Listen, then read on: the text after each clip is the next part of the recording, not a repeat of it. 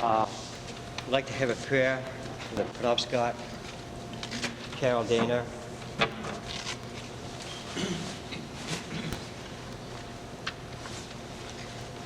Musum Sanawak, Ioldawak, Mgiladok, Padiga,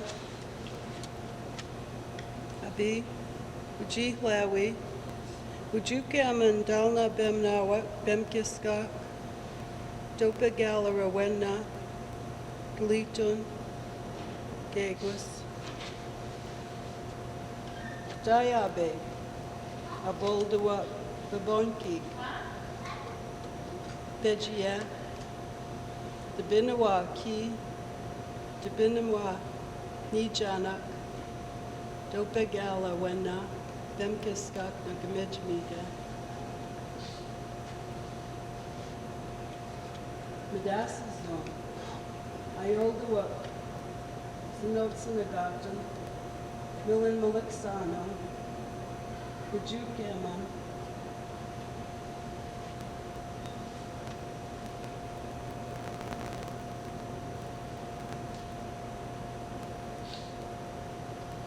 Awen,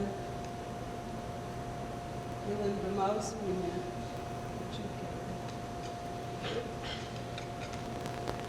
Panama.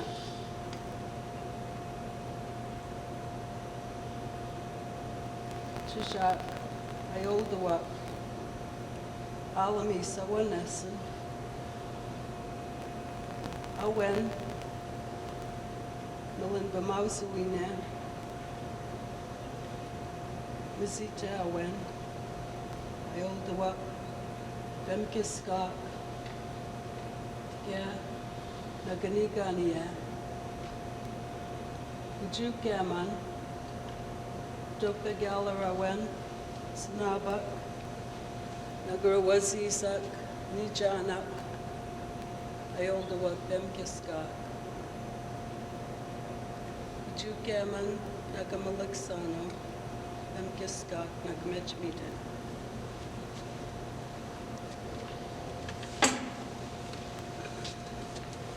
Passamaquoddy renewal. Prayer.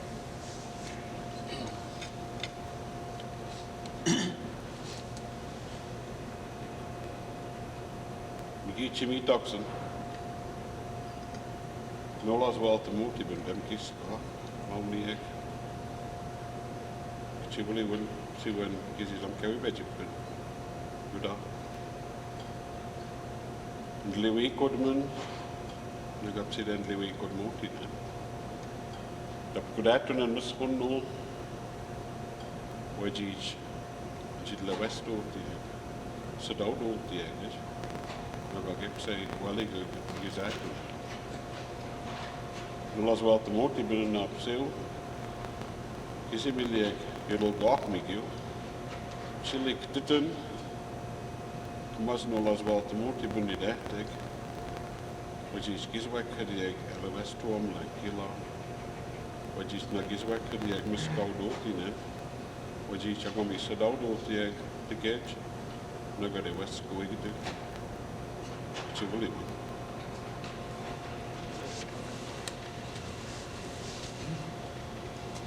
Malliseet, Holden down to Malliseet Indians, Linda Raymond.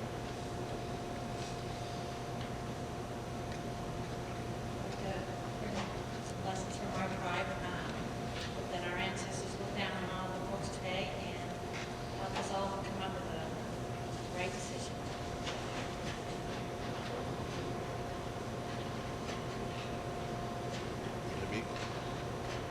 Thank you. Chief Richard Hamilton, Penobscot, Baldwin.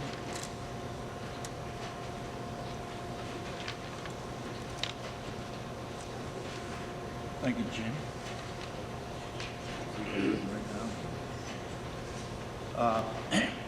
Good morning, everybody. On behalf of the Penobscot tribe and its chief, I want to welcome all of you to Indian Island, home of the Penobscots.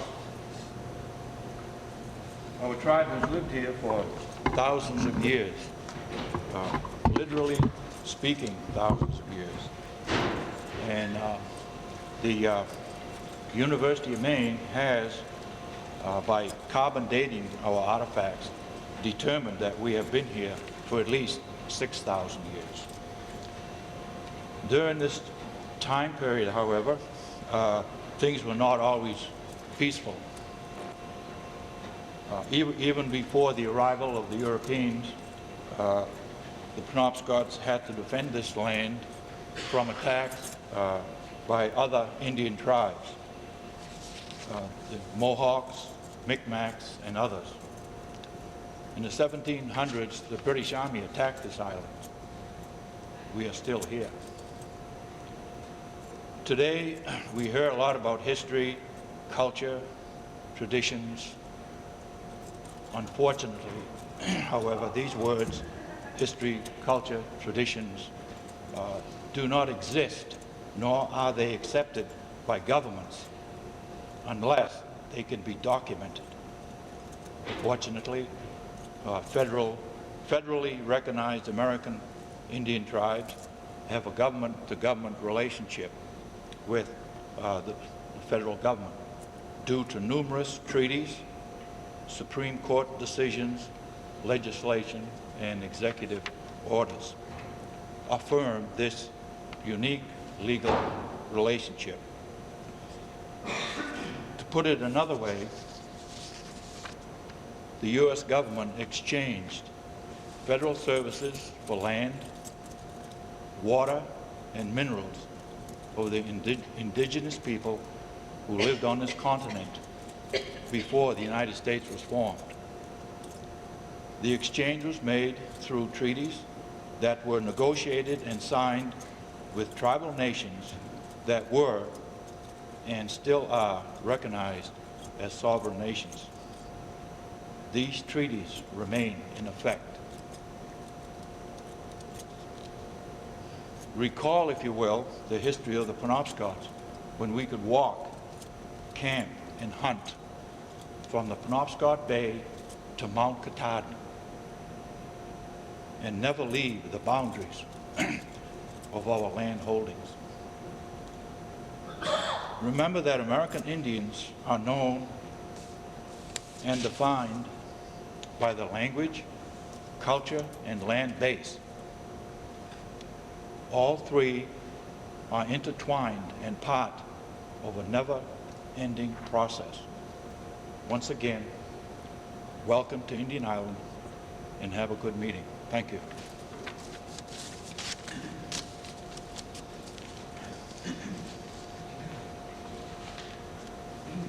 I'll be your moderator today.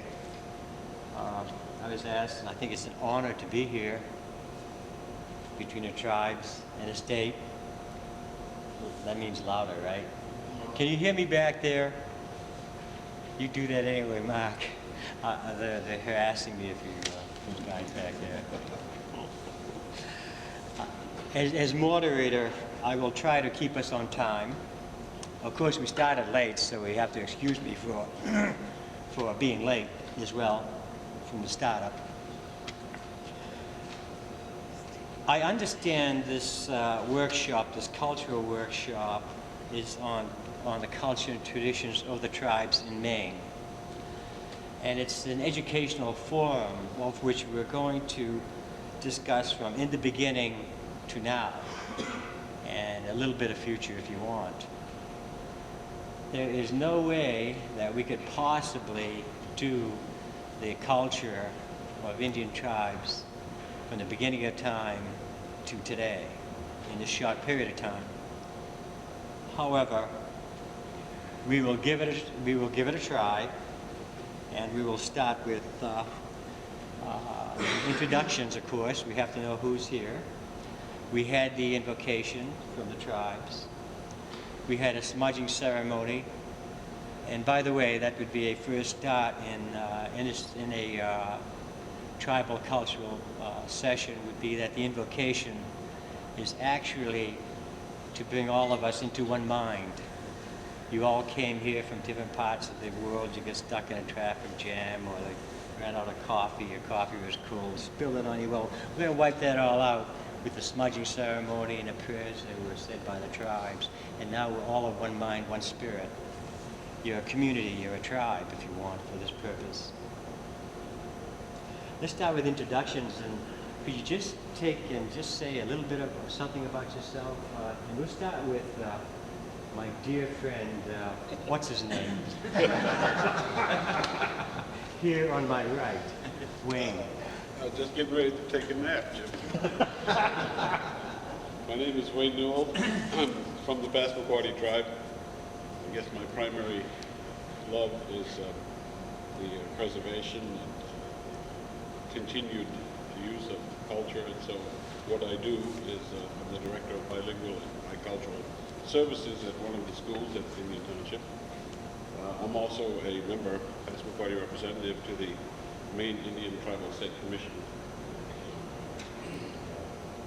I get involved in a few things and keep it short. I'm Carol Dana, Penobscot language teacher at the Rhode School and mother of 6 grandmother of 2.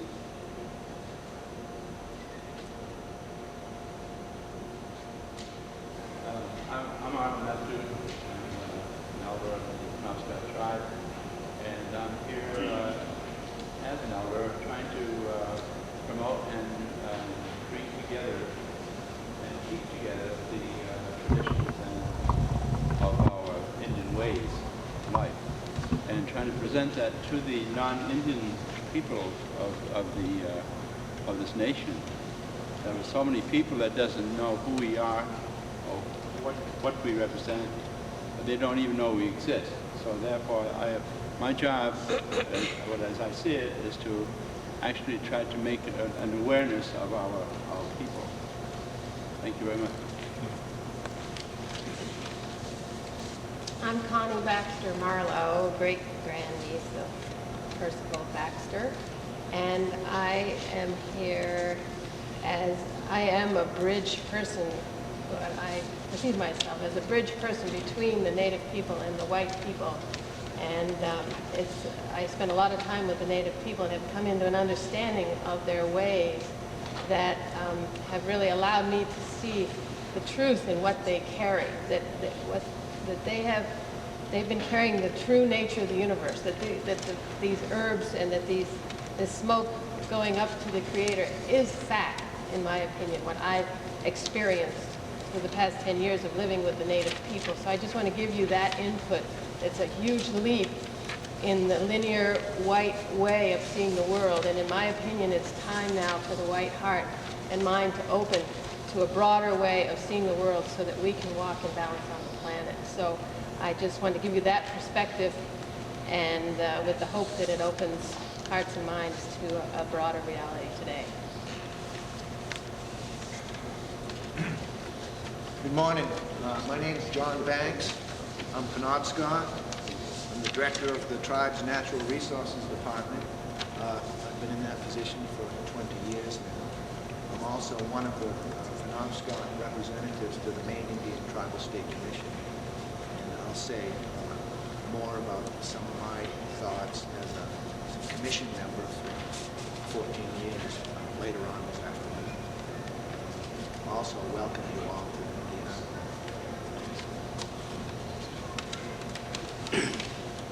My name is Fred Becker. I'm an elder. I'm a member of the council, and I'm on various committees. And it was important for me to be here.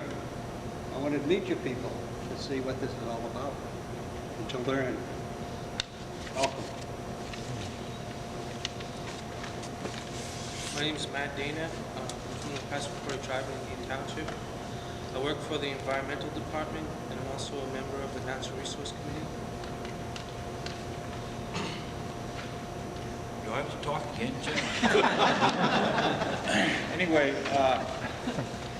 we were having coffee earlier out there in the cafeteria, and I was talking to somebody, and he asked me, what are the advantages of being a chief? And I thought for a minute, and I said, all I could come up with was, well, we get a lot of free coffee.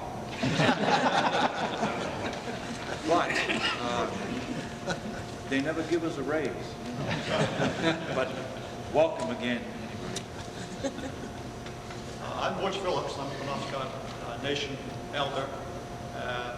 And I believe in our culture and our traditions, and being a retired person, I really don't have an official capacity position here in the tribe. I do what I can to promote the traditions and culture of my people to the non-Indian public.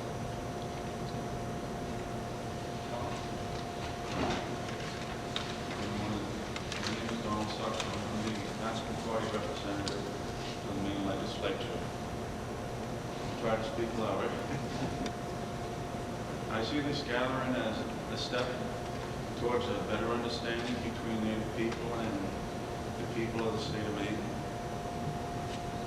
By passage of some bills in the legislature this year, that relationship that has been stagnant in the past has been improving at a faster pace, and I think this change in the season, being blessed with the new millennium, has created that awareness between Native people and the state of Maine, and this is a step to further that improvement in the relationship.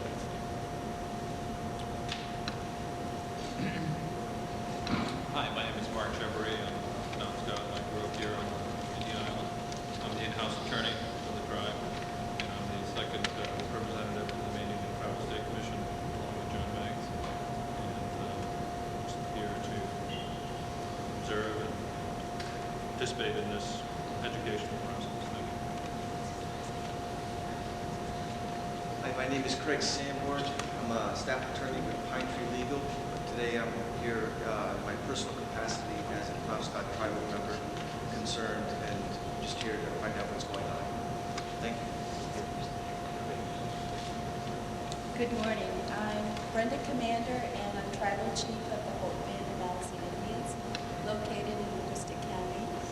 And I'm very pleased to be invited here to the island today. I really enjoy coming. At this point, our tribe is focusing on our native language and bringing that back to help the people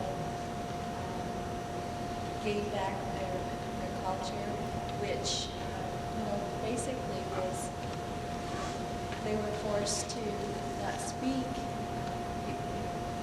20 or 30 years ago, and we're really striving to bring that back to the tribe. Hi, my name is Linda Raymond, and I'm a council member for the Wabanaki Indians. And I'm here to learn about the culture and everything. Since we didn't have a reservation, some of our culture got lost. And as a tribal member, we're trying to bring that back. Thank you. Good morning. My name is Buzz Cavally. I'm an honorable person too. I'm director of Baxter State Park. I'm here today as a representative of Baxter State Park. I believe firmly in the deeds of trust that were established according to law, land's law, by Percival P. Baxter over a period of 32 years and 28 deeds, and I'm here to listen. Thank you for the invitation. I'm Gary Trask, a member of the Advisory Committee of Baxter State Park, and I'm pleased to be here today. And as like Buzz, I'm here to learn and listen and hopefully walk away greatly informed. Thank you for the invitation. I'm Tom Doak. I'm director of the Maine Forest Service. I'm also a Baxter Park Authority member. And thank you for the invitation today. This is a follow-up to some of the discussions we've had at some of the Baxter Park Authority meetings where we've had some discussion about issues of common interest, and it's a great opportunity to have a better understanding of something that I personally know very little about. So I appreciate this opportunity very much. Good morning. My name is Chip Ahrens. I am here as a member of the advisory committee to Baxter State Park, and I look forward to learning this morning. Thank you. Good morning. I'm Dr. Agley. I'm an adjunct member of the Baxter Advisory, and here to learn, and thank you for inviting me. Ed Dwyer, a very strong interest in the outdoors, especially Baxter Park. brings me here, and I think we can share some meaningful discussion today. Frank Kluke, member of the Baxter Advisory Board.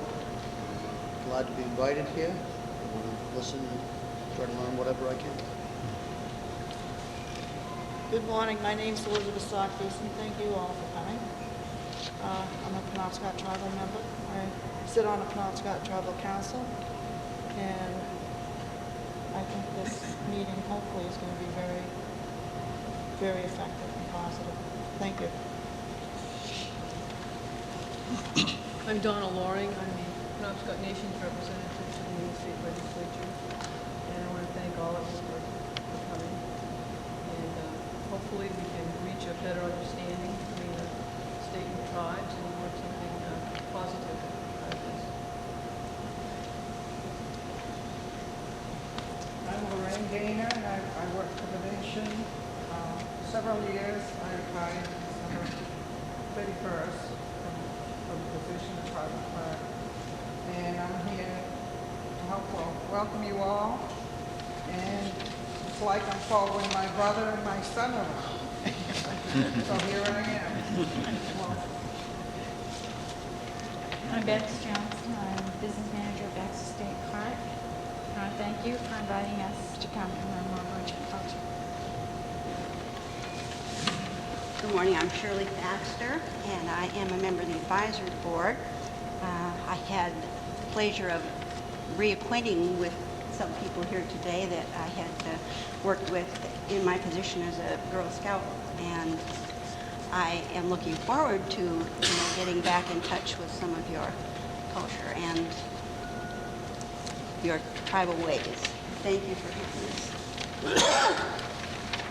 Good morning. My name is Paul Hartel. I'm on the advisory board for Baxter State Park. In my other life, I'm superintendent of Acadia National Park. I, too, am here to learn and listen, and appreciate being invited. Thank you. Good morning. I'm John Lloyd. I'm on the Baxter Park Advisory Committee. I've had the pleasure of having lots of opportunities to chat with Butch and Barry, travel around Baxter Park in snow machines with Butch, and I'm very interested in what you have to say today, and appreciate being invited. Thank you. I'm Barry Dana, Penobscot member, and as most of you know, I was the founder of the current day Katahdin Run, and I can't express enough how pleased I am that you're all here. I'm very proud of the fact that we were able to come together, and I feel it's, like Tom said, it's a follow-up as to the meeting we had, but whether it was a follow-up to that meeting or not, this still needed to take place because there needs to be that commonality. We both share, or all of us in this room share, a real love for the mountain, and it's not hard to convince someone of its specialness. We're here to educate about our connection to the mountain. We're doing so in kind of a roundabout manner, in the sense that we want to educate you about who we are and what our beliefs are, and that doesn't necessarily always have to focus on the mountain. So you'll hear things today that don't always focus on the mountain, but us as people. Buzz was very direct. I'm thankful to that, and I want to do the same, in that we're here for a reason.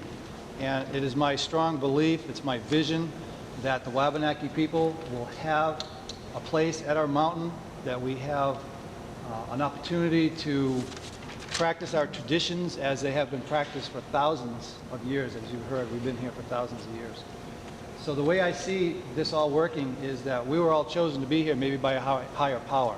Who knows why I took that first run? I can't explain it sometimes. The fact is I did, and the fact is my people have been doing it for thousands of years. So we're here, really, this is a historical, I feel this is a historical morning and a historical day, that we're laying that groundwork by which we can come together, collaborate, and work as to how this can take place. So I can't tell you how glad I'm here to have you here. Just a real quick mention on the video camera. This is for our archiving, so that we said, what did you say? Oh, I forget. Well, Huey has graciously donated his time and equipment to come here and put our memories on film, so it's not to be used anywhere else in law, in court, or anything. Okay? Unless you What are you really... looking at me for? You know what. So again, welcome and thank you very much. like to just acknowledge Chief Brenda Commander, Macmillan and Malliseet Indians again. Would you just stand up so I can talk about you for a second? Chief Brenda Commander is one of only a few women tribal chiefs in the United States and Canada. And that is really significant in Indian country. I've known her for 20 years, 25 years. She's okay. She is okay. She is just one of the few women tribal chiefs in North America. And thank you, Glenn, for taking the time to be here with us.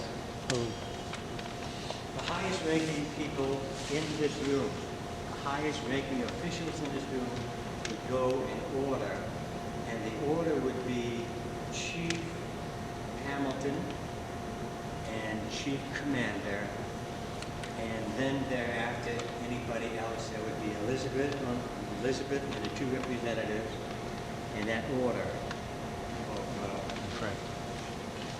Council members, right?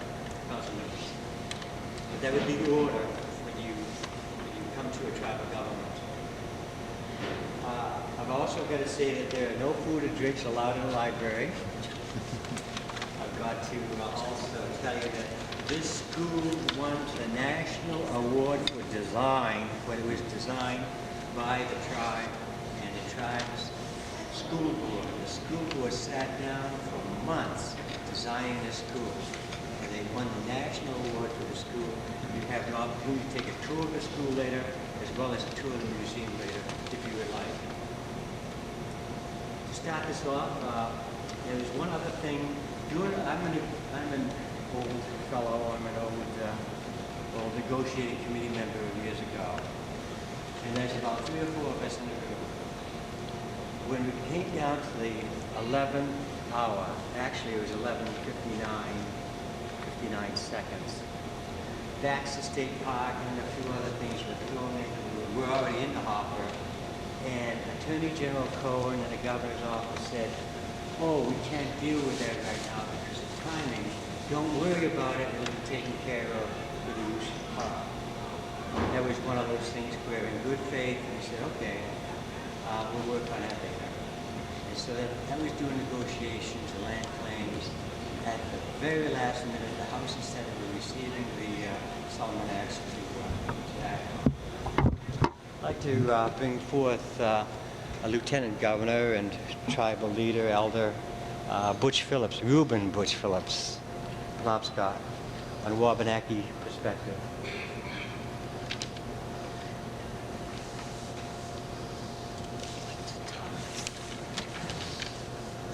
It would be nice if we would have an agenda, huh?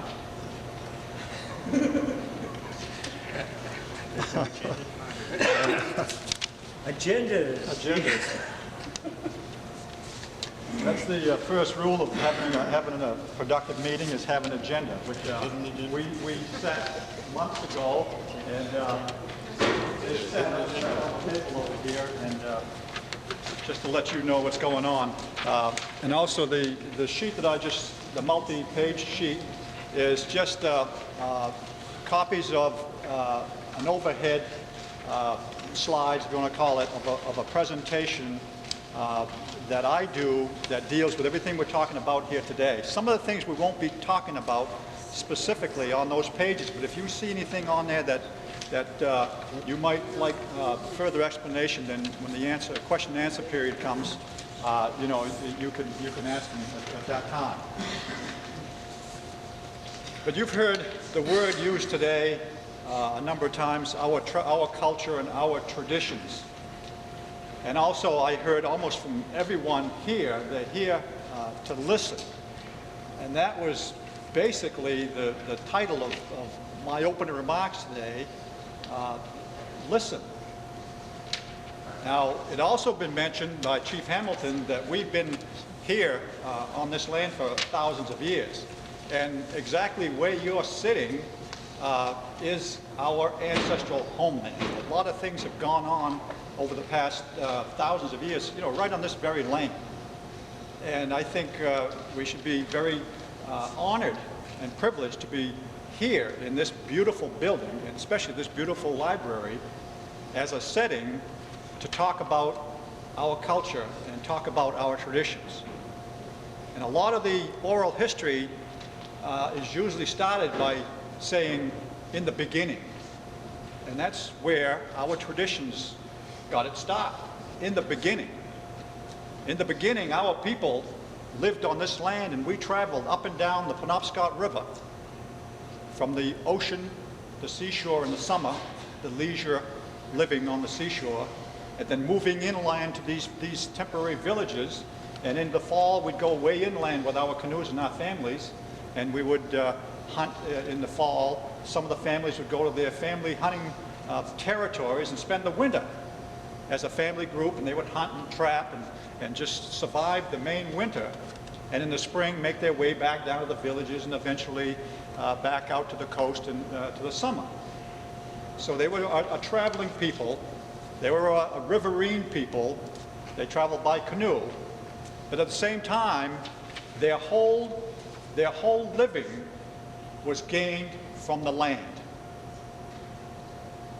Everything that Mother Earth provided sustained the people from the very beginning. There was this very special relationship between the people and the land.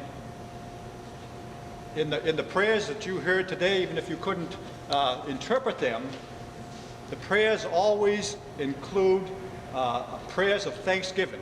First of all, to Kachini-West, the Great Spirit, for providing all things for all our people. The Great Spirit provided Mother Earth, from whom all things are born.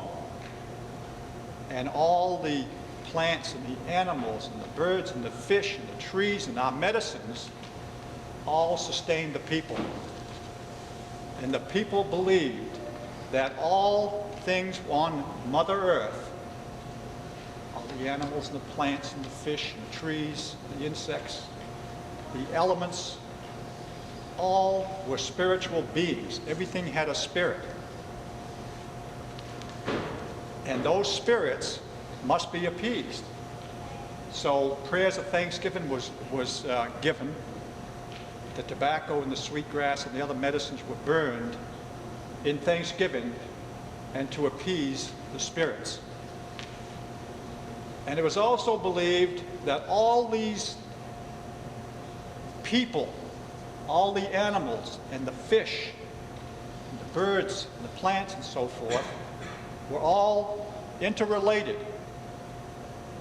No one thing was more important than another. And it was believed that these spirits must be appeased, and if you hurt or harmed one of those spirit people, that eventually the humans would be harmed as well. So we talk about the circle of life. Everything within the circle of life was dependent on each other. And if you harmed one, you harmed all. Because of this belief and these beliefs, the basis and the foundation of our traditions were born. Many, many generations, the beliefs were there, the traditions were there. And that's why we thank our ancestors, because they had the foresight to pass on to the next generation these beliefs and these stories, some of which you'll hear a little bit later, the oral history, passing it on to the people, passing it on to the children, so that after a while it became a way of life. It wasn't just a so-called religion where you practice your religion once a week. It became a way of life. Everything that the people did evolved around the belief in the interrelationship with all the other peoples on the planet and Mother Earth, the strong interrelationship. And this interrelationship was passed down to generations. And it's the reason why we are still here as Native people today. Not only in name as Native people or Indigenous people, but what makes us unique is that we have held on to And in some cases, we've rekindled those beliefs, that old way of life, and today we still practice them. And that's what makes us unique as a people, because of those traditions and that culture that was formed by our people so many years ago because of their reverence for all things on Mother Earth. And the old people, our ancestors, the ancient people, they were very wise because they studied the environment, they studied the animals, they studied the fish and the birds to a point where they almost lived their lives because their lives depended on the people living. And from Mother Earth, they gained their sustenance. They gained their food, their clothing, their housing, their warmth, their transportation, and probably most importantly, their spiritual sustenance as well. And that's the basis of where we are today as Native people, trying to hang on to the old ways, rekindle in our people these old ways, which is a sign of our traditions. Now, because of these beliefs and because of these traditions that our people clung to over these many, many generations, it caused conflicts between the Native people and when the first Europeans came over. Almost immediately, when those first Europeans stepped off the boat, there was a conflict. However friendly that confrontation may have been at first, but right away, the Europeans viewed the Native people, they were nomadic people, which was unlike what the Europeans were used to. They believed in different things. They didn't believe in the king's religion. They believed in that interrelationship with Mother Earth. And they also lived off the land in family groups traveling, which was contrary to the Europeans. And also the way the land was viewed was different as well. And we spoke a different tongue, a different language. And probably one of the bases for a misunderstanding right away, we did not have a written history. Our history and our traditions were oral. The Europeans had a written history. So right away, there was a difference in culture, and it caused a misunderstanding and a conflict. Now, in the history books, you will read about the misunderstandings and the conflict over land. Yes, there was, and that's probably all you're going to hear about in the history books. But if you look at it and analyze it real close, it was a conflict of non-acceptance and, most importantly, of misunderstanding. And unfortunately, that misunderstanding about the traditions and the culture has come up through the generations and the centuries and is still alive today. And the word listen, as I heard here a number of times, and is the basis why we're here. We ask you to listen to what our ancestors had to say. We ask you to listen to the importance of the Native voice today. And we ask you to understand what it means to be a Native person, and understand when we make some of our statements or we write some of our policies, why we do them the way we do. Because we try to write into our policies and into our statements some of those same beliefs and some of that same way of living as our ancestors done so many years ago. As John Bays can tell you, our forestry practices and our fish and game laws, the basis of them are our traditions, the needs and wants of our tribal people, and talking about conservation as well. So we blend these traditions in with our government here today. the ceremony, induction ceremony of our leaders is very traditional, very, very unlike what your induction ceremonies are for city council or state or the President of the United States. Our induction ceremonies go back, you know, for literally hundreds of years, and we still do that today because it is so important for us as Indian people. And I think it's very important that any group, whether you be state officials, local officials, federal officials, or just a group of non-Indian people, and I think there'd be a better understanding and a better cooperation between the Indian and non-Indian groups if we both understand each other. Over the years, we have accepted the new education. Our people left their religion, you want to call it that, and accepted Christianity. In our everyday lives, we accept everything contemporary. We drive the cars, we have the homes, we work in our offices with computers in the fast-paced, everyday, contemporary life. Yet, we still have the basis of our culture and our tradition melded together. We cannot be expected to live as our ancestors did several hundred years ago. We are still contemporary native people living in a new society. But again, what makes us unique, number one, we are indigenous to this area, but probably most importantly, that we retain and we practice our old traditions.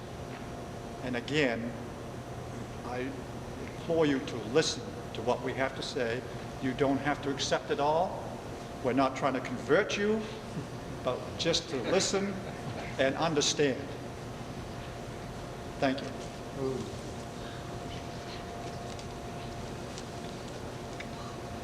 We are trying to convert you. Don't let him. You are going to be Indian before you leave here today. That's the word. One translation problem is Indian, in language Indian to English, and it's really difficult to really get the meaning of a word. But let me give you an example. The Aroostook Band of MicMac Indians says to a federal agency, we would like to have the land for economic development. And so the federal agency goes off and works with the locals and the realtors and everybody, and they put industrial and commercial on that land. You know, they set it up and zoned it and planned it for industrial and commercial. MicMacs come back later and said, gee, why'd you do this? We really want to harvest the brown ash and the sweetgrass from this land. And so they cut it all down, paved it, put buildings on it for commercial and industrial. That really is a problem. And when the tribe says that, you know, we'd like to do economic development, ask a second question. Would you define economic development for us?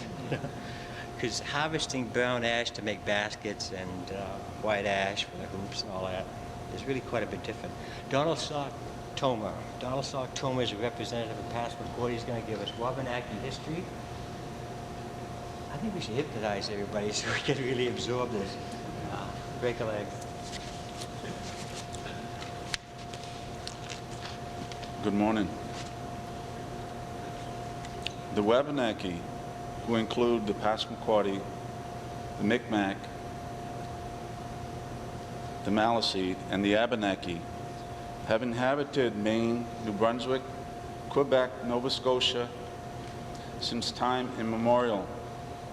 The tribes have very similar cultures, living in harmony with living in. Give me a second. Living in harmony with nature, traveling from season to season, following the wildlife and the ceremonies. Tribes shared stories of journeys from far-off places and talked about the type of trade they found. And they also shared legends with each other. Whenever one tribe found success, it was shared with another tribe. Even though the languages were different, stories of our ancestors revolved around one place, a place which all Wabanaki were drawn to. This is Katahdin. Some of the elders of the Passamaquoddy tribe referred to the mountain as Katahdin, which means my father. That is a very high honor for a place to receive, considering the strength of the families of the Wabanaki people.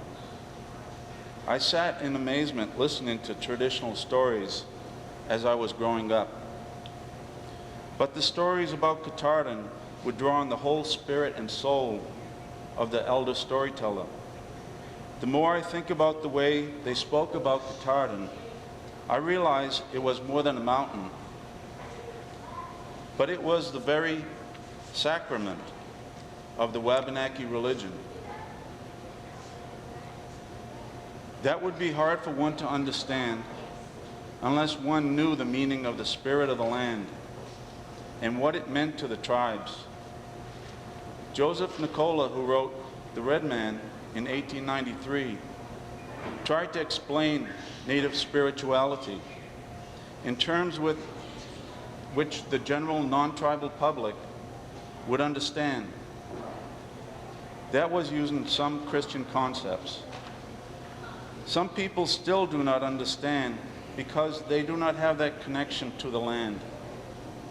Henry David Thoreau had a hard time understanding the Native ways of thinking and feelings of the land. But as he returned to the Penobscot, he started to appreciate the Native people, their thoughts, and their feelings. He dug deep to try to know how the Native felt about the land. I believe he found that at the end of his life, when at an old age, his last thoughts were of the Native people and the land of the Katahdin. I learned stories of the battle of summer versus winter and how Gluskab helped push winter further north. For me now, I realize that story was implying a time of the glacial period, which covered Maine, and the glacier was 1/2 mile to 3/4 of a mile thick, only exposing the great Katahdin. As the glacier retreated, more land became exposed. But our legends do talk about the glaciers. Our legends also talk about a time when the animals were 10 to 100 times bigger than they are now.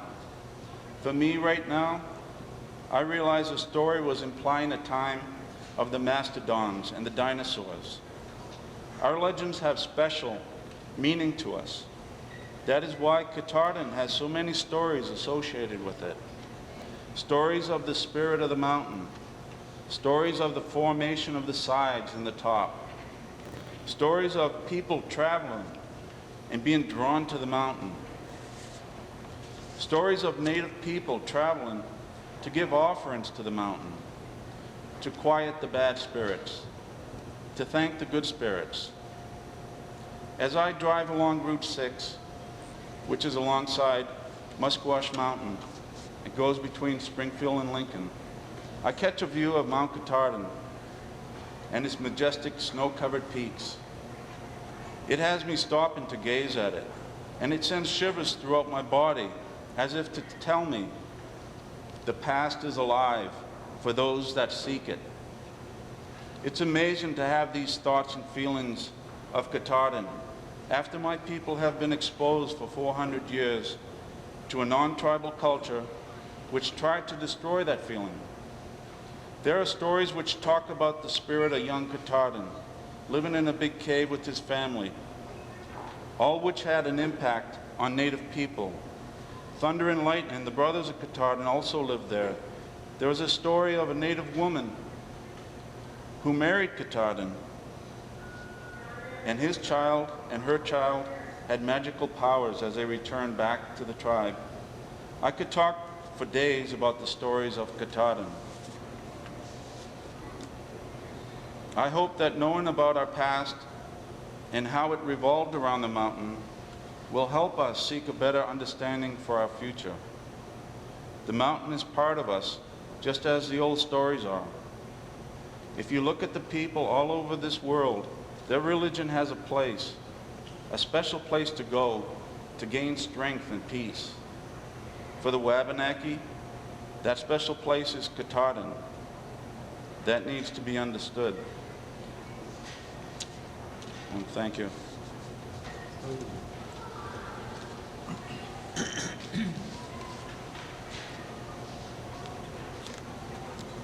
Yep. John Bear Mitchell, Oral Traditions. This, by the way, is a talking stick. It's used whenever we want just one person to talk, so keep that in mind. Hello, everyone. I didn't get to introduce myself. I was teaching a class. I'm a teacher here at the Indian Island School. I teach a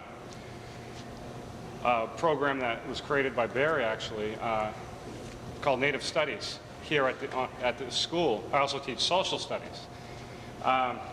But I also am known for storytelling. So what I'm going to do is I want to tell you guys a story. And I was asked to tell a story about Mount Katahdin, but I'm listening to everybody. I think I'm just going to tell you a story that came to me as I was standing there, because it has I think significant meaning to how we connect with our ancestors, who Butch and Barry and others were saying are linked to the past and are really why we're here. And I mean, our traditions in storytelling are not terminated, because me being probably the youngest one, I'm glad I can say that when Barry's here, the youngest one in this forum right now, still having that tradition with myself, because that was something that I just picked up and listened to in my life.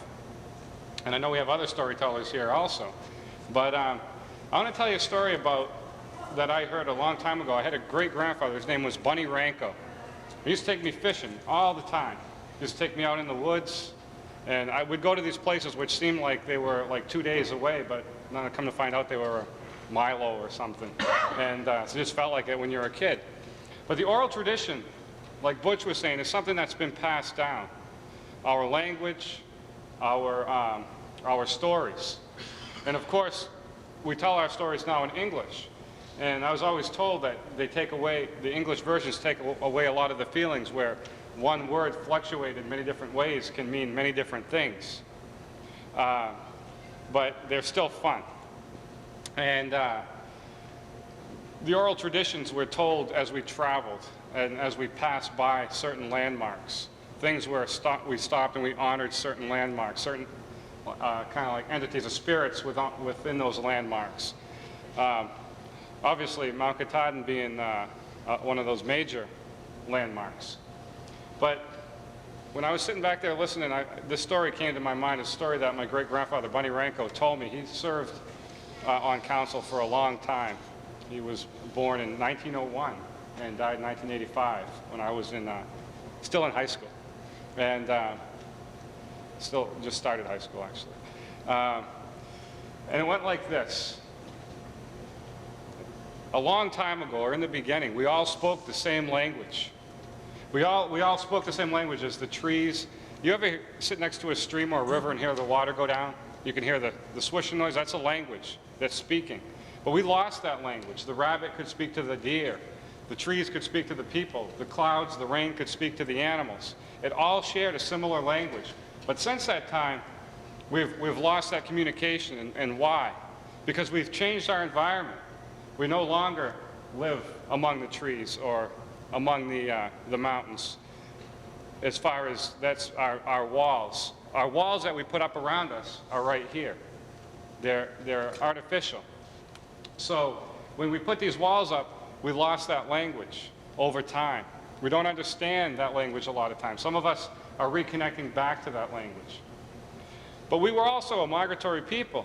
Even a few hundred years ago, we'd travel to the ocean in the summer to gather the bounties of the ocean, the sweetgrass and the food. We'd prepare all that food gather our sweetgrass for our ceremonies and our traditions throughout the winter season. There was this one family in particular, 2 young children, the father and the mother, and they were decided that it was turning cold. It was towards the fall. And I know this is a kind of a story we shouldn't be talking about right now, but it's just turning summer. But it was turning to fall. And it was time for them to move into the protection of the wilderness. And they had a winter lodge that was dug in, half into the side of a hill, on the end of a long lake somewhere from the coast. They got in their canoe and they headed north.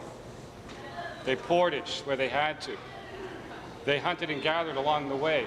It took days and days to get to where they were going. Finally, they reached this long, expansive lake. And they said to themselves, to each other, that, finally, we've come to the lake where our lodge is at the very end. And they paddled along that lake. They had to go a long ways, but they finally got there. When they got there, they knew they were there because it was kind of a peninsula that came down with a little bit of a hill going up, and tall evergreen trees stood on top of that place that they lived, that peninsula. Off to the side, as they were facing it, off to their left, there was a little boggy area, sunken down spruce trees. Some of them died. And animals, moose, deer, would come to the edge of there to feed. So it was a good spot to live in the winter. There was food all winter. They were in the protection of the trees. And they were sheltered from the wind of the lake in the winter. They could fish the lake in the winter. It was a good place. They got on shore, pulled the canoe up. And the father, the man in that family, got out. And he went up and checked his lodge, and he said, we're not going to sleep in there tonight. It needs to be cleaned. So take everything out of the canoe, and I'll put the canoe away. Right off, the first thing he did was he always put his good canoe away. And they had an old canoe there. And the old canoe would be the one that they used to travel with throughout the fall. They'd hunt in that. So they emptied everything out of the canoe and stacked it. And they were getting ready to make camp in front of their winter lodge for the evening. Well, he decided that, well, it's a good time, it's downtime, I'm really, really hungry, he said.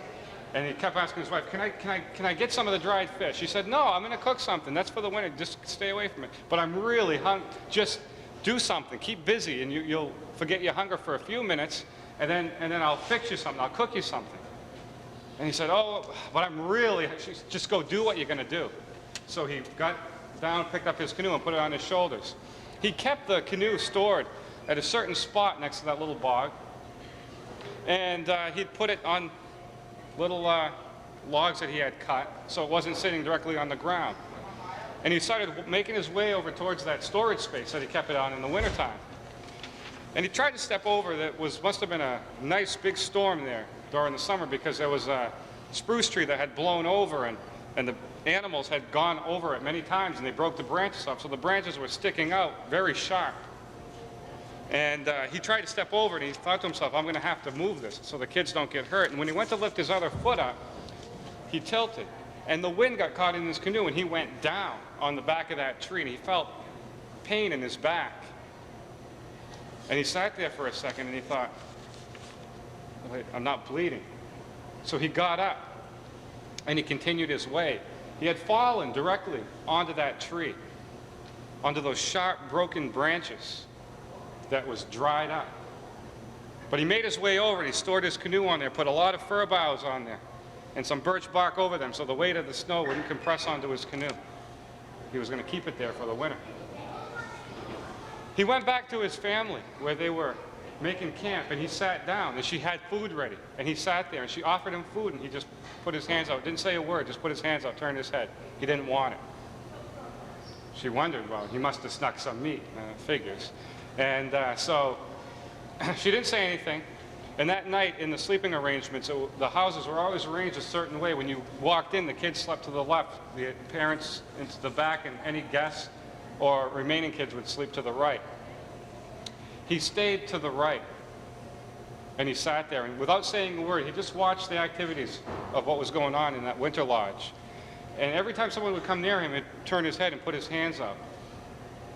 And people knew he was people in his family, the two kids and his wife, knew he was acting funny. He wasn't acting like he normally did. He was normally give a lot of hugs, very talkative and social and giggly with the kids. And started getting things ready for the day. Well, a little while later, her husband came home. He had a deer on his shoulders. He put it down. He cleaned it up, took the meat off, took the skin off, and he put it to the side, and he disappeared, walked off into the woods again. Every time he'd come back, she'd try to feed him. He'd put his hands up, turn his head. He didn't want the food. But he always smiled at his children, always gave them a loving stare, a wink. But he wouldn't hug them. And this went on for days and then weeks. But he kept providing. He brought the food. He brought the firewood. He kept providing everything he needed for his family. But every once in a while, every day, he'd take off for a little while, an hour or two, and he'd come back, and he'd help out with whatever needed to be done, fix the lodge, remove some snow, gather the fish, whatever he needed to do. Well, pretty soon, the snow started to melt. All winter, he had not touched his family, just kept providing for them. But he wouldn't talk, and he wouldn't touch them. In the springtime, his wife had made a decision that when she got back to the summer village, she would have to move on without him because she couldn't live like that.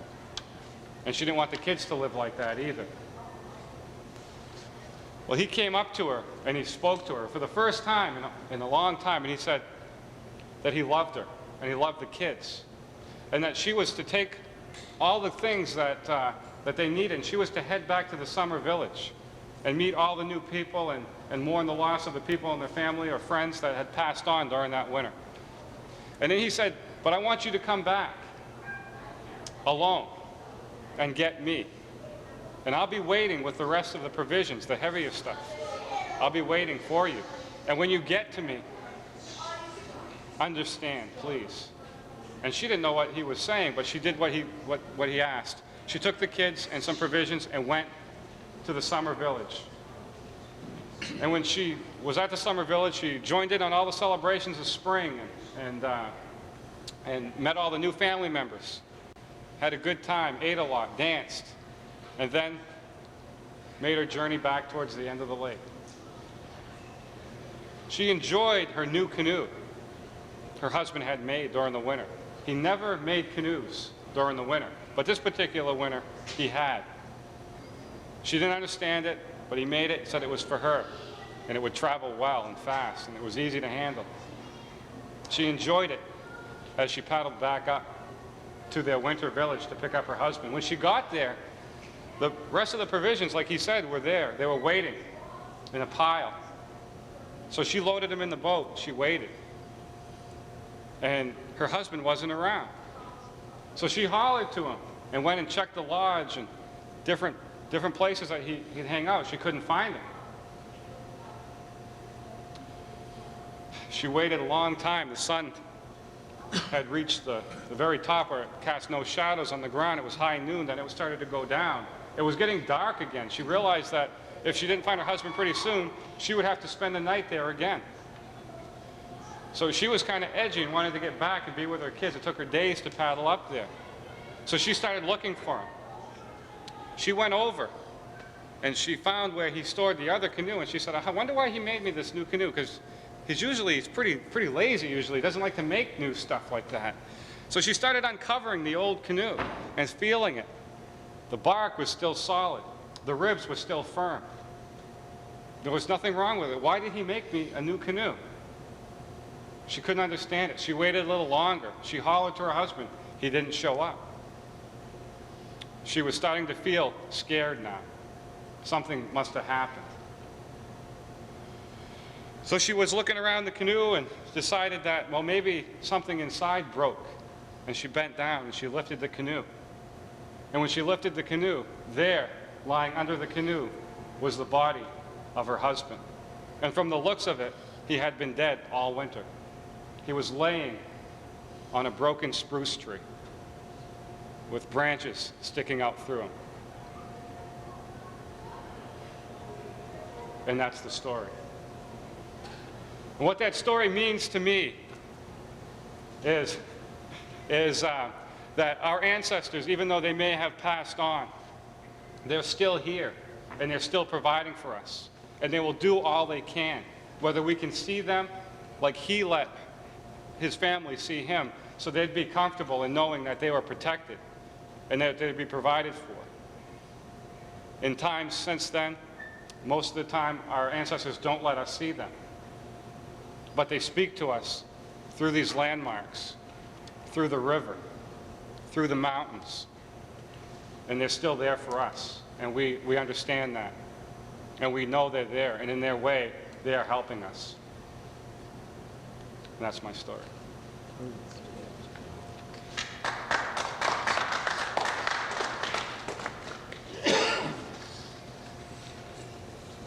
It's me. You got me now. Lucky little devils. I would like to first give you a list of the people that are here. I think that would be nice to know who you're sitting next to. At least I would. Did you notice that Gicini West has a sense of humor? Gicini West has a sense of humor. If you was up here looking at you guys, man, that's quite a group. What a sense of humor Gicini West has. In any case, I'm here in Wabanaki spirituality, and that is really a tough subject. So I think that I should also pass out a second paper, which is called Sweat Lodge. I did this a while back. It comes in handy now and then to remind me of just how to put it together and the intent of putting it together and how you put it together. Sweat Lodge. I suppose everyone here knows what PMS means? Yes, everybody knows what PMS means. Physical, mental, and spiritual, right? You all had that on your mind the minute I said PMS, right? Okay, so now that we understand that, there's a philosophical contrast between tribes and the non-Indian population, for a better word. And that philosophical clash, I believe, is dominion over. I think dominion over is not where we're at, where tribes are at. We were just talking a little bit this morning about a couple of things, and one of the things that I had mentioned, I have to hold this because I call this my oral suppository. So I just want to put this here for a second. You have wisdom, and this is wisdom, and this is intelligence. This is a good one for scientists and doctors and economists and all of them. You have wisdom and you have intelligence. And you look at wisdom and intelligence and say, hey guys, how you doing? Okay, why don't you get together? So when you try to bring wisdom and intelligence together, they clash. Boom. Boom. They just repel each other. They don't get along, wisdom and intelligence. So you take and you look at them and you wonder, why don't they get along? But when they mesh, when wisdom and intelligence mesh, that's knowledge. That is when you know with your whole being, your whole substance. That's knowledge. It's wisdom and intelligence when they come together.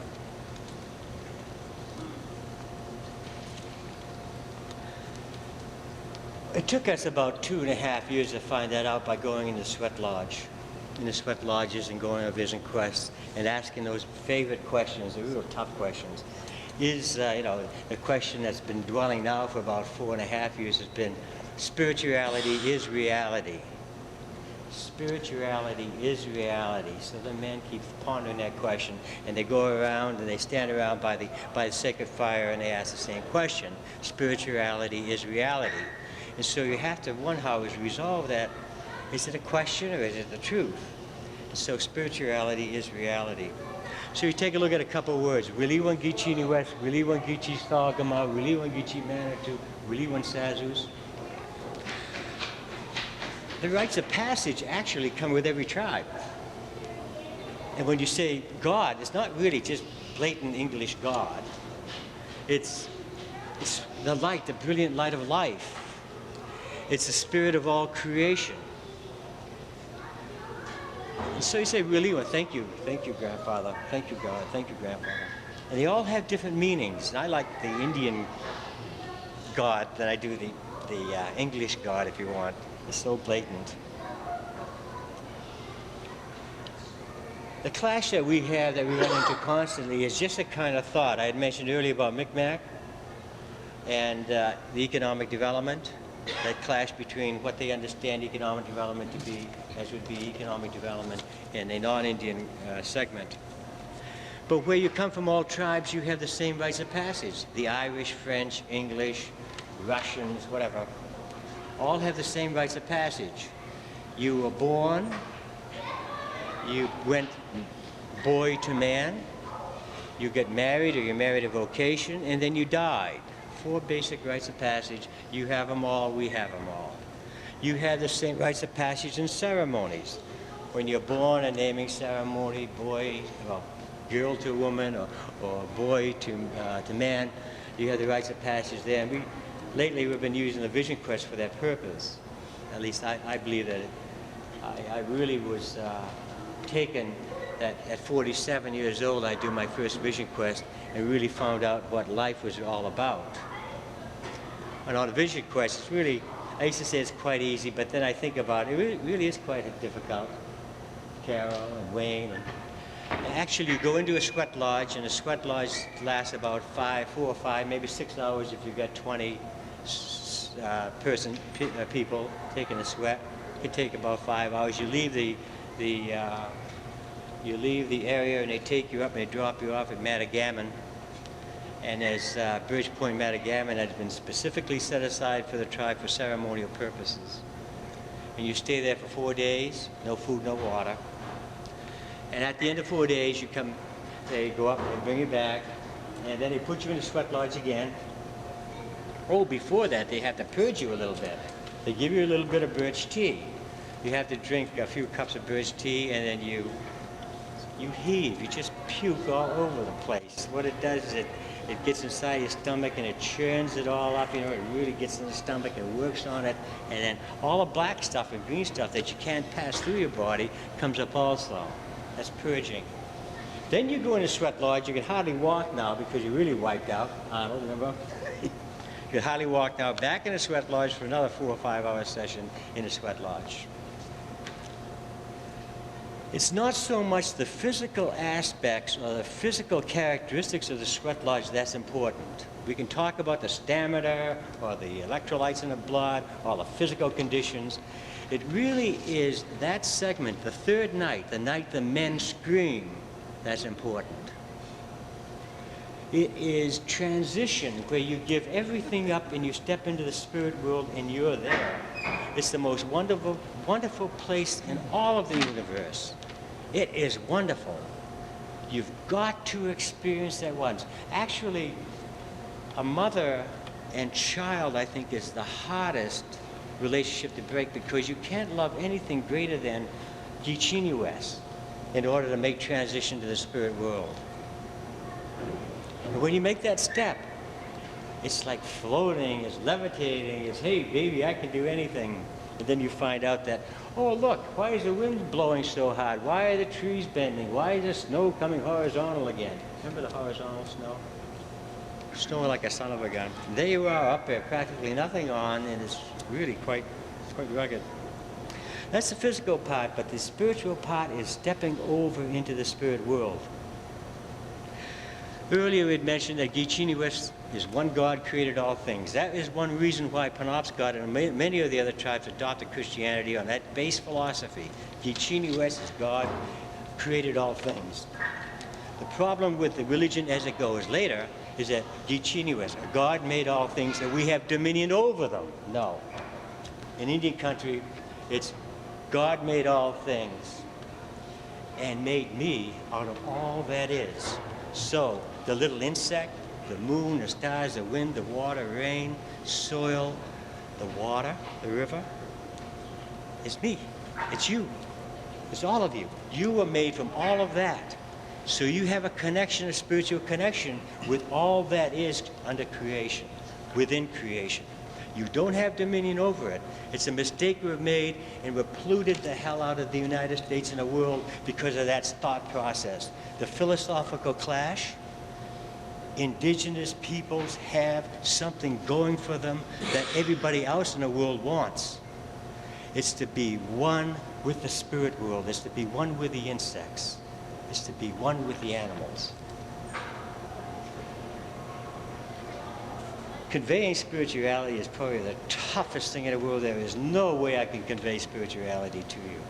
However, this awareness session that we're having, hopefully 1, 2, maybe 3 things you will dawn on you.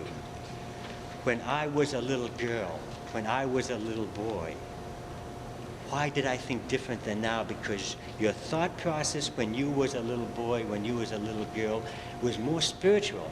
And as you get older, you're getting closer and closer to Genie West. You don't need all that material stuff anymore. I just happen to like to look into the eyes of a newborn baby to see God. I would love to just think and hug and love the Penobscot River like a newborn baby. It is so wonderful. It's alive. It sings. It dances. It does wonderful things. It tells you stories. The Penobscot River, the most wonderful living thing on earth. I really get carried away, and I've got to break. I got to break from this. I've got to hand it over to Lorraine Dana. Lorraine Dana is a Penobscot elder, my tribal clerk for years, gave me hell all the time. But I still love her. Thank you, Jim. I love you too. Talking about Vision Quest, I had received some bad news a couple of times, probably in a week's time. There was great concern over 2 babies that weren't born yet. And I was devastated, and I had to do something, but I didn't know what I had to do. I know the only thing that I could do was to pray for these 2 unborn babies. But I knew in order for the Creator to answer my prayers, that I had to give myself to the Creator. So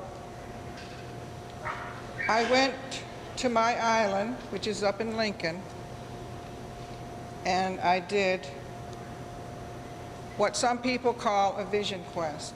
I wasn't seeking a vision. I was just seeking gratification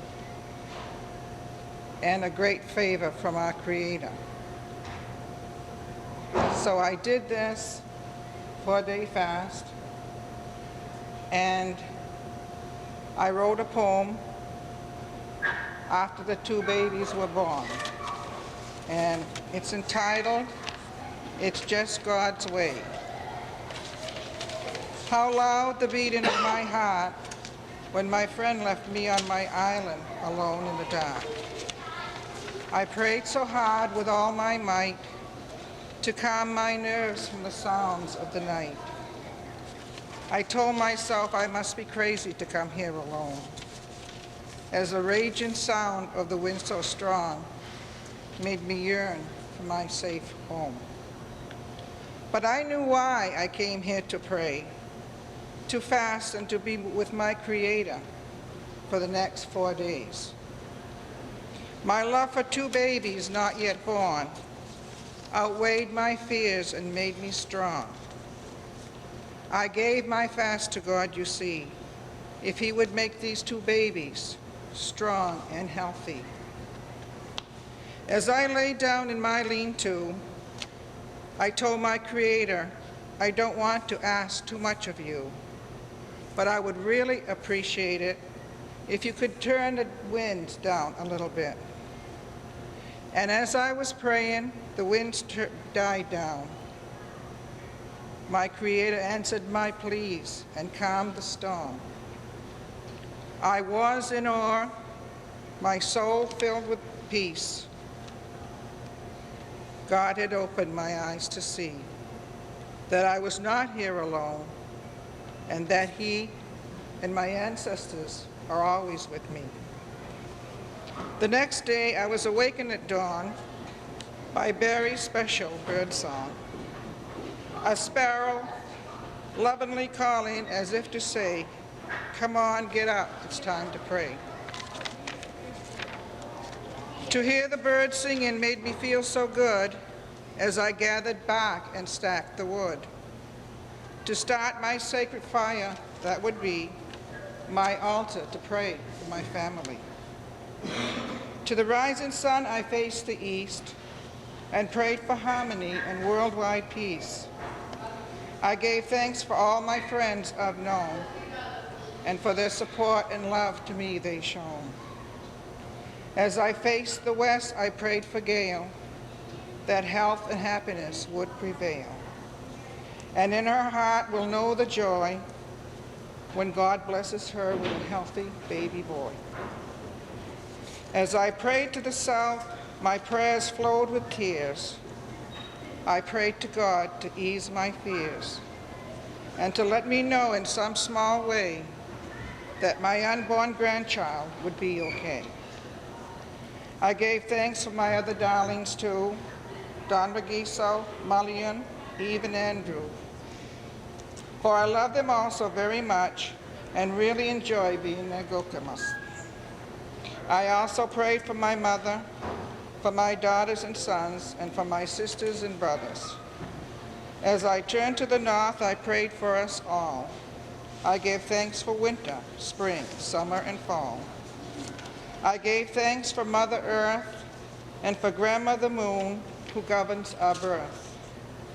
I also gave thanks for the sun, stars, and the universe.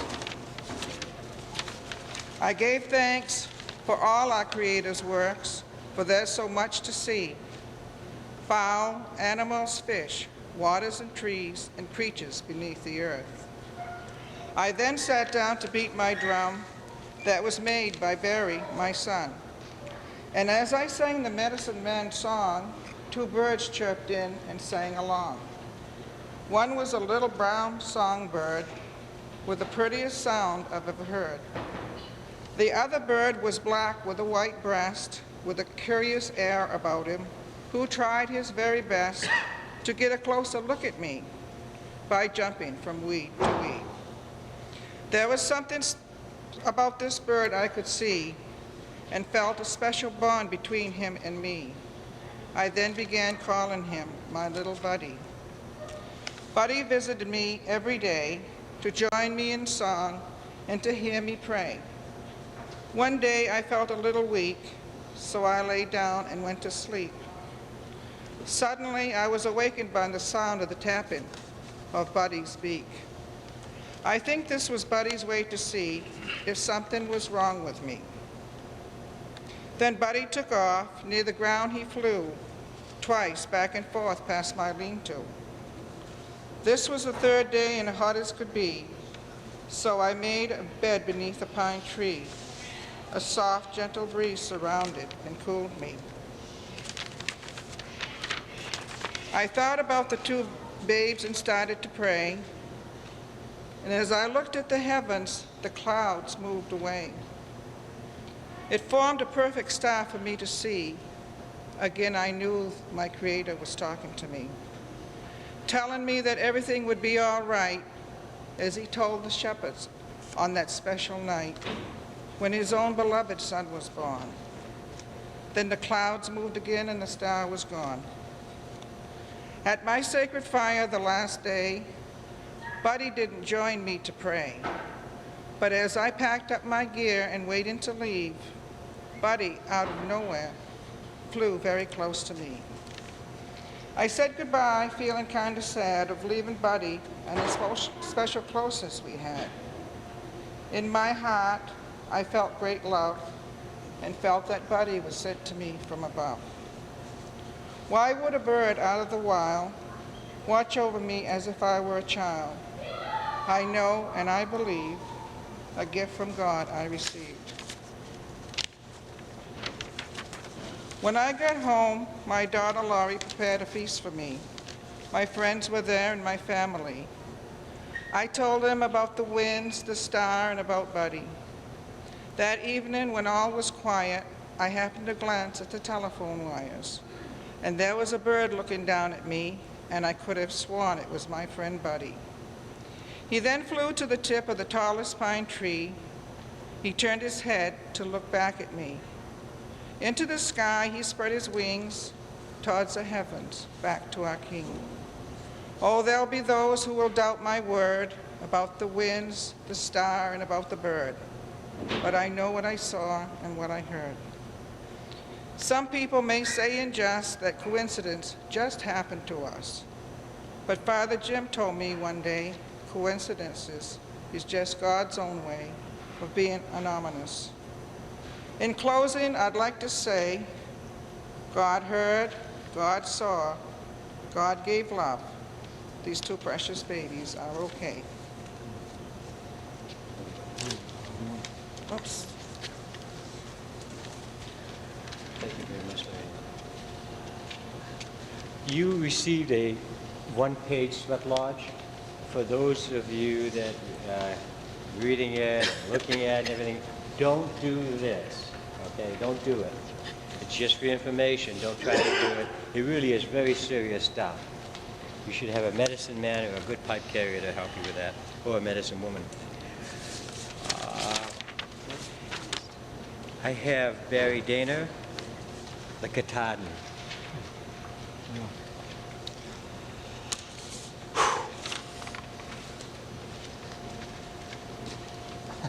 Wow.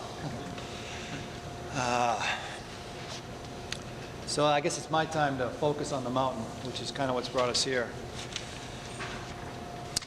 If I could write on the big board, you'd see the word KT, AT, an upside down looking E, and then an N, and it would spell Katahdin. And it's kind of pronounced that way because in English we've written it different. But Katahdin comes from two parts of our speech put together. And Kata refers to greatness, or that of what's principal, that of what is highly respectable. That's the part of our language we sort of say for really great things. Whereas Waju is talking about a mountain. But you see that in Katahdin you don't hear Waju because it's not any old mountain, or it's not just a hill. It's one of greatness, so it's Katahdin. The Adin refers to an actual, that particular mountain. So I bring this up because when we say the word Katahdin, it's kind of nice that we're all speaking the same language, a language that is thousands of years old. And I don't really need to open this up. Fanny Storm refers to, in her openings of how to read this book, how to talk Penobscot, or how to read Penobscot. And so in her opening, she talks about examples like that. And it's, she uses reference to a writer back in the 1700s. And I highlight that because here we are, 300 years ago talking about this great thing. Why would somebody call something great? Because it's taller than something else? Well, we don't give special points because something is taller. Some of the best basketball players are maybe 5'6". But it's not great because of its height. It's great because of what it does to us. It's great because of the stories of our creation come from there. It's great because, in our way of thinking, that's where our life began. So no other name can receive Katahdin. And as a side note, if you know of a restaurant named Katahdin, or a beer named Katahdin, ask them to change the name. It's really a disservice to us. It's a disservice to the meaning of the mountain. I think in Catholicism, they might call it, what's that term when you're doing something you shouldn't be? Sacrilegious, thank you.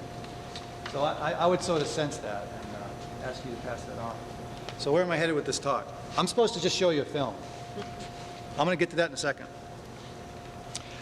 Something I realized that last time we were up to the mountain was, there was discussion in our last meetings, well, why Katahdin Stream? My answer was, well, my friend said we had to go there. There's just this hard to convey through words how it is we conduct ourselves in a spiritual manner. Demarque said, this is not the spot, it needs to be over there. So we went over there, and I had a great time walking another 2 miles. It was 2.9 miles, longest 2.9 of my life, after having just run 99. But we went, and so there's Katahdin Stream. Okay, there's water here. Okay, that makes sense. There's this water, this stream flows right through here, so we're going to camp right here. So that sort of became the spot. But it wasn't until many years later, maybe after having run the 100 miles, maybe 12 or 14 times maybe, we hiked up, way up, one of the side mountains, and I could see a stream coming right out of the mountain. And I said, that's got to be Katahdin Stream. And I didn't know, because I didn't have no map. But when I asked later, someone said, oh yeah, that comes right out of the mountain. Well, doesn't it make sense that the water that flows directly from Katahdin empties into Katahdin Stream, empties into the Penobscot River, which flows by our home every day. So we are surrounded right now, today, at this moment, by water from Katahdin Stream. Whether our site becomes Katahdin Stream or another place, it's still within the boundaries of the mountain. That's what's important. I wrote a whole bunch of notes, and I just went through them all, I guess. Part of the message here is to convey that, you know, there's been discussion in the past that, well, you know, this run you got, you know, that's a great thing, and you guys consider it a tradition. But, you know, to be honest, you didn't really do it until 1981. I just wanted to give a little more discussion on that point. The modern day run did originate with my doing it in 81. But that was just a way of trying to put together a life of traditions that I grew up with. Many individuals talking about the importance of the mountain, the mountain, the mountain, the mountain. And when it's your time to do something, you're going to go to the mountain to do it. And because they don't fill in the blanks. That's for you to fill in the blanks. How are you going to get there? Well, you can hitchhike. I've done that a few times. We went by Demarque's car. He didn't have any brakes. Remember that old car? It's like a Fred Flintstone thing. You had to sort of put your feet out, really. And going down Naval Hill was really exciting. But we got there. And because now it's by way of the river, by way of the road that parallels the river.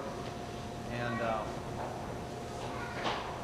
thinking back, why did that run culminate our whole life's history here? Well, there's a river, there's a mountain.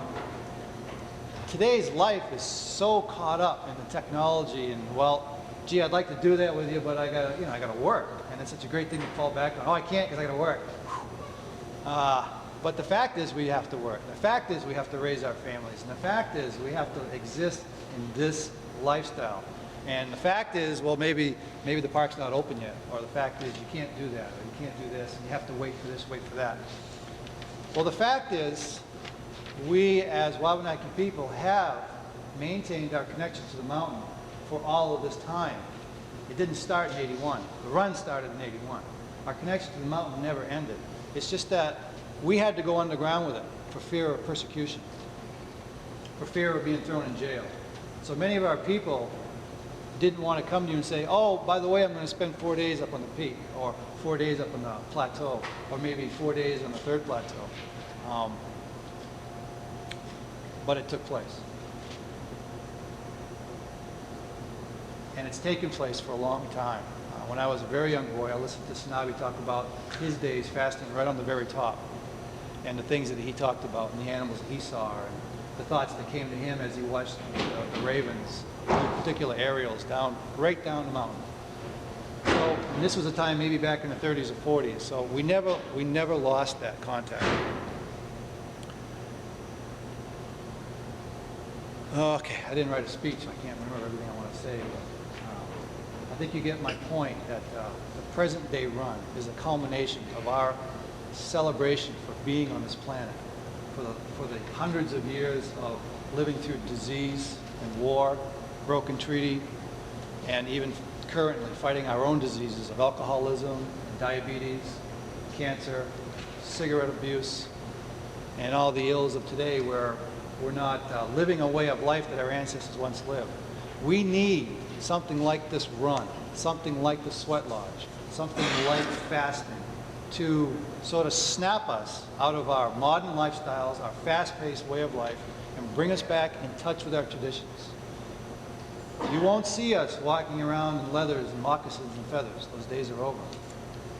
Also, what you can't see, though, is our hearts. Our hearts are built upon the steadfast truths of our ancestors. Those aren't to be questioned. So in those hearts, we have grown up as Penobscots, MicMac, Malliseet, Passamaquoddy, Abenaki, culmination to the Wabanaki, knowing that our lives, our spiritual growth, and everything that we are about comes from the earth. And the greatest altar on this earth is Katahdin, the greatest mountain. Gee, that sounds pretty good. I'll end there. So Butch put together this a quick video of some of our past runs, just to give you a feel, because it's kind of hard to get a real feel unless you've been on the run, unless you've really witnessed it, and then unless you've actually done it. Having run it and canoed it several times, you know, well, I think 18 now, I've got a pretty good sense of what it's about. But I'm never surprised, or at least it's not boring. I've done it 18 times, big deal, you know. Every time we finish at the mountain, and we're in the shadow of the mountain, and I sit in a circle and listening to the people who have attended the run, those who have maybe been on a road crew, those who maybe walked it, or biked it, or ran it, or canoed it, or any combination thereof. Well, some people are just road crew, right? Well, some of those just road crew people maybe are fasting the whole time that their person is in motion. So it's a really sacred thing. And when you sit in that circle, let me assure you, it is not a social happening, as we consider to be social events. This is one of the highest forms of spirituality we of Native people will know today. I sat in the circles at Katahdin Stream Campground listening to my people cry, and done it myself too, because we're alive today, and maybe that's a real struggle. And the real struggle comes from the heart and the mind coming together, and that's called spirituality. So the run isn't just a run, it's a way to bring us back. My daughter was to be here, she was supposed to follow up my talk about what it means to our future. I think you can see that without activities like sweat lodge, fasting, and this all goes on prior to the run. Before I even do the run, we do a sweat lodge, either 4 or 7 days before. It's all part of our way. She was to speak on the future, but she is the future, and to make sure that she maintains the future, she's studying for finals. And she's a straight A student in high school, and we're going to keep it that way. So even though there's things she could have shared with you, you know, I think we can handle it. We'll let the adults take over for now, but she's coming along. Along with her will be her children, my grandchildren, my great-grandchildren. And this is what this is all about. It's not about so that I can go camp free at Katahdin Stream Campground or somewhere in the mountain. That's not what this is about. We're not crying Indian. We're not trying to get something for nothing, as the popular concept is sometimes. We're trying to make sure that our spiritual future is intact, not just for ourselves, but for all generations to come. Every decision we make is based on at least 7 generations from now. So if we appear to be very emotional about this issue, like we can't back down on certain things, it's because we can't. We have too much at stake. So, without further ado, Huey's going to cringe, I think, at the production. He's a professional filmmaker, so bear with us, Huey. We're very humble people. So with that, if it jumps a little bit or the sound isn't quite right, you know, bear with us. Blame Butch. He's the... it's about 10 minutes. 13 minutes. 13 minutes. And then sticking with the schedule is to do what? Lunch. Lunch at 12:15. Okay, so immediately following this, we'll head over to lunch. Okay. In respect of my elder, Wayne, though, I'd like, I think I'd like to have Wayne either talk now or when we come back from lunch. We sort of dragged him over and said, you can't refuse. So if we could yield a couple minutes of the film, maybe we could watch first half of the film and then maybe stand up and stretch and sort of move that way while it's going. But you know, if you're really hungry, you can leave the film. But I'd like to have Wayne talk, then do the film, and then we'll head to lunch. Is that okay? Yes. Wayne Newell. Actually, I like lunch better. Then you can talk quick. Thank you very much. Thank you. I'm very honored to be part of this gathering. And I really want to commend my colleagues for all that has been said thus far. I have a couple of thoughts, though, that I think that need to be brought up. More on the contemporary side, and on a personal level, I think I need to relay this story in terms of the run itself. As you probably can see by the circumference of my waistline, I don't do much running. But I have been a part of the run, in fact, since its inception. And one special one that stands out in my own mind is in our neighborhood, my son's best friend committed suicide when he was 17 years old a few years ago. And my son didn't know what to do with this tragedy. It's the ultimate tragedy, I think. He didn't know what to do. I couldn't find the words that would be adequate to comfort him as he lost his best friend. And one night, it dawned on me that maybe if he were to partake and participate in the run, that we would both find something. And so out of this suggestion, he gathered some other friends who were trying to manage this terrible tragedy. And so a group of us agreed that they would be the runners. They were all teenagers at the prime of their physicalness. And those of us that were parents who didn't know what to do decided that we would be a support team for them. All they had to do was concentrate on the physical and spiritual aspect of an activity they were to undertake. And so that particular year, runners started from the Passamaquoddy at Pleasant Point, and eventually we would join up with the Penobscots, and we would all partake in the culminating ceremonies.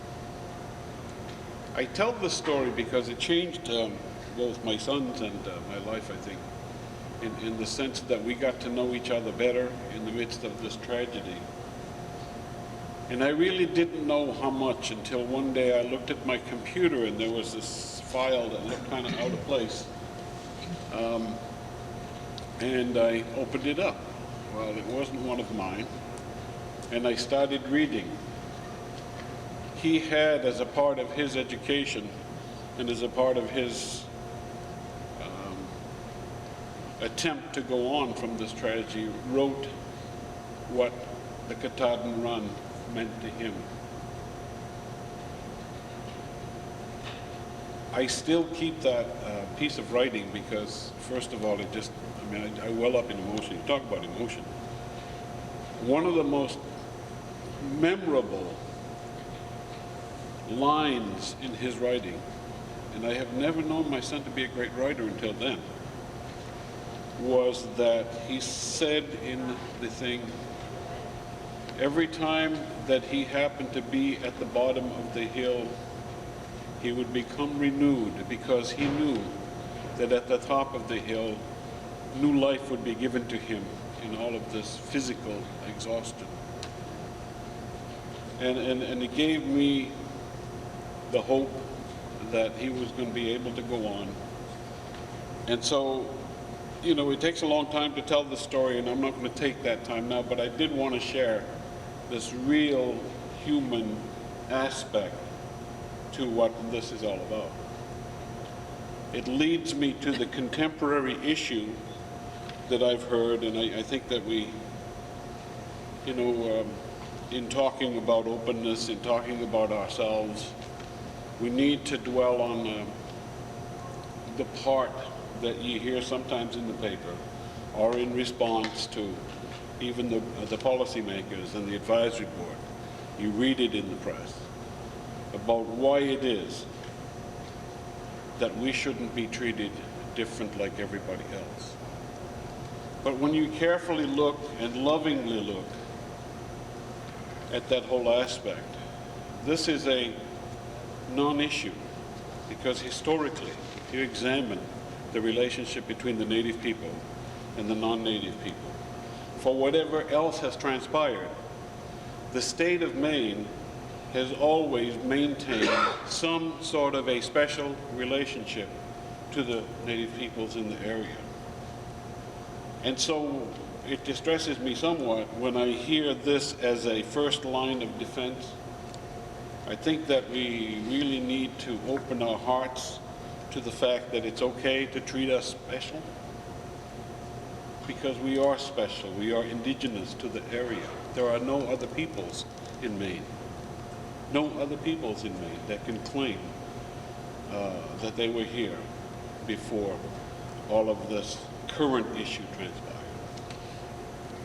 It should be a gateway to learning how to talk about how to accommodate something special, something different for the native peoples in Maine. And we ought to embrace that thought enthusiastically and with positive things.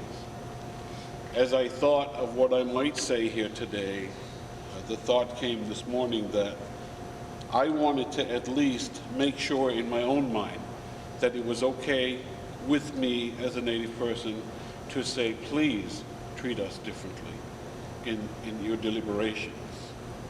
I don't know much about Baxter, Governor Baxter. I don't know much about how he became the owner in the way the other culture describes it of the park. And Connie and I had interesting discussions in the past on that issue.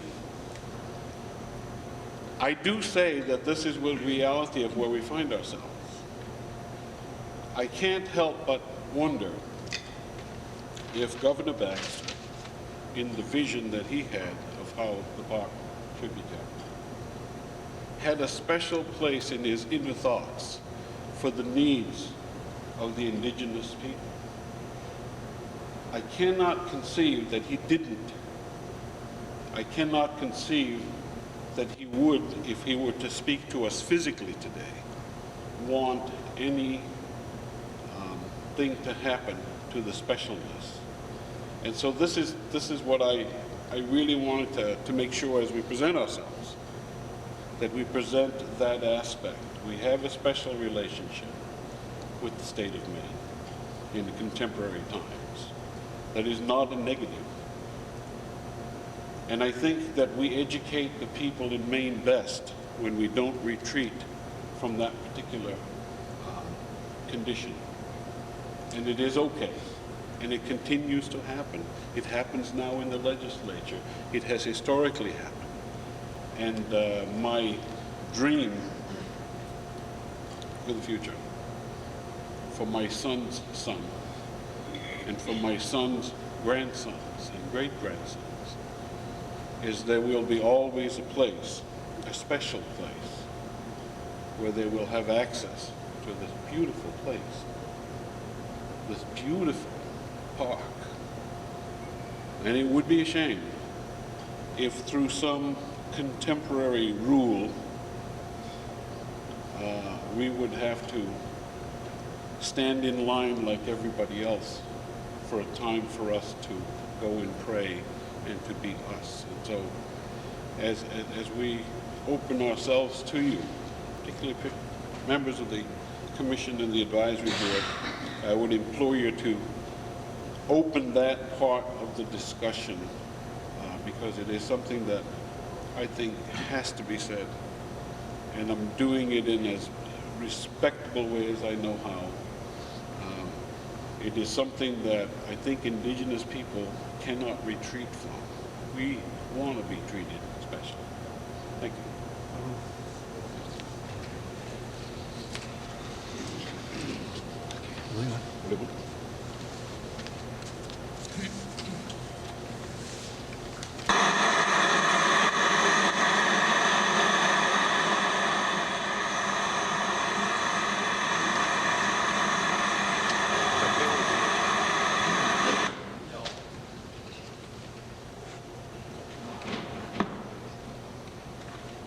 How's he doing so far? Good. CNN.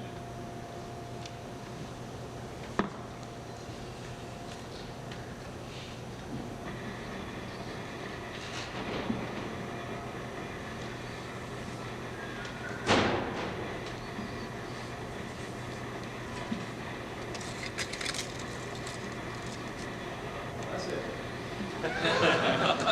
We start out pretty early in the morning, right?